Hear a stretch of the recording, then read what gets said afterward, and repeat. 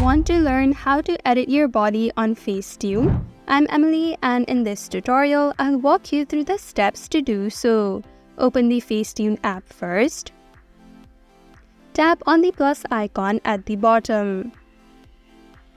Tap on Add from My Device. Select the picture in which you want to edit the body. There are many editing options at the bottom. Swipe to the right.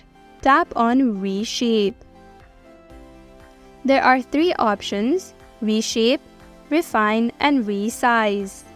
You can use these to edit your body into smaller or bigger as you like.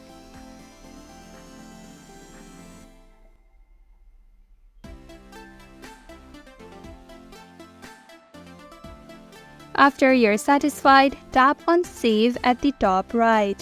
And that is how to edit body on Facetune app. Thank you for watching Online Help Guide. Hope this video was helpful. If it was, then hit the like button and comment down if you have any questions or feedback.